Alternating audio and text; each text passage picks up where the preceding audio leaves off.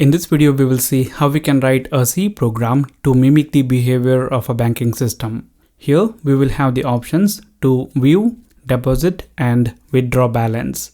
Now, this program is for beginners where they can learn about functions, passing values by using pointers, etc. Now, once we build this program, when we run this, it will display a menu like this, and it will display these options. Now, as a user, we have to select any of this. For example, if I enter 1 here in order to view balance, it will display the balance that is present in my account. And then if I want to deposit funds, then I have to press 2. Then I have to enter the amount that I want to deposit. And after that, if I want to withdraw the funds, I have an option. I will be able to enter the amount that I want to withdraw. If that balance is available in my account, then it will say you have withdrawn the balance. And then finally, in order to exit, we have to enter a particular choice and it will exit the program. Now let us see how we can build this program from scratch. In this video, we will build the structure of this program and we will build the menu part.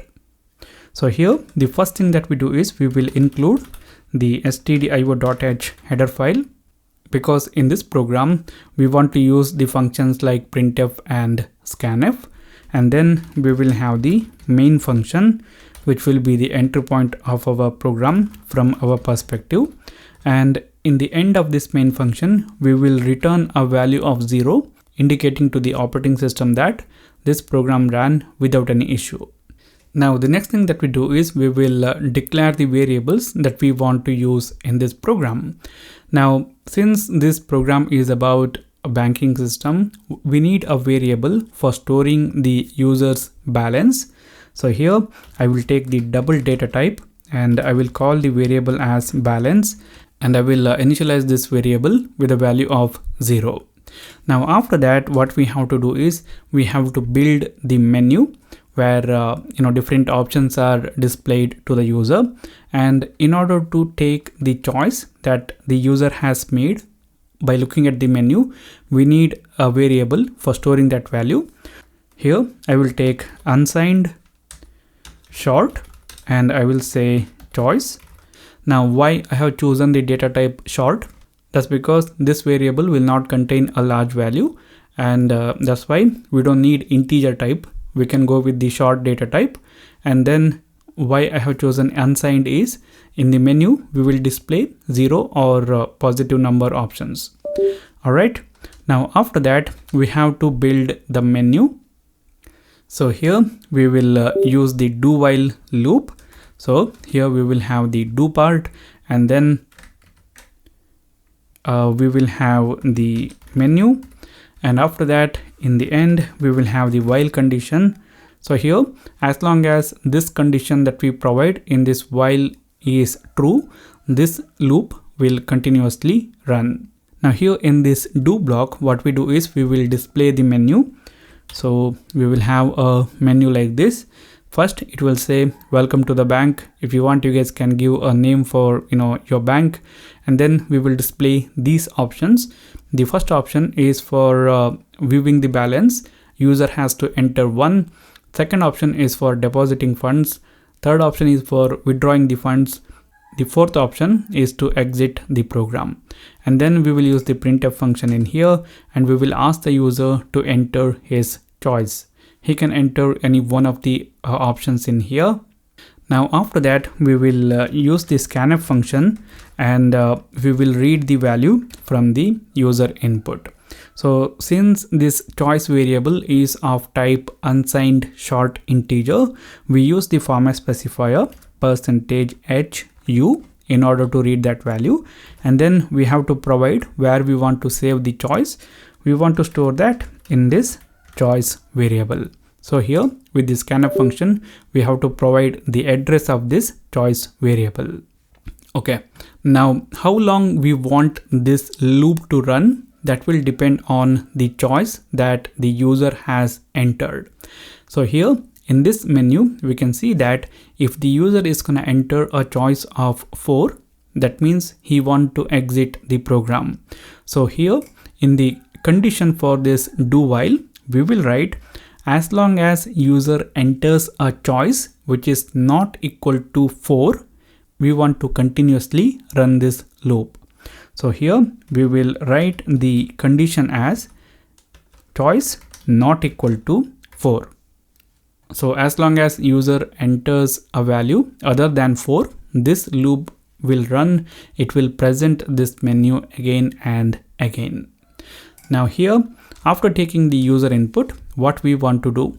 We want to perform the specific operation depending on the user's choice. For that, what we do is we will use the switch statement, and here the switch statement condition will be choice. That is the choice that the user has entered. Now, depending on the user's choice and the menu that we have here, we have to have the case conditions for all these choices. So here we will have case 1, and this case is for the option 1, which is for viewing the balance. So here we will say view balance, and then once we are done with that, we will break this case. Now similarly, what we have to do is we have to construct the case for all these choices. So after this case 1, we will have case 2, and this case 2 is for depositing the funds. So here I will say deposit funds.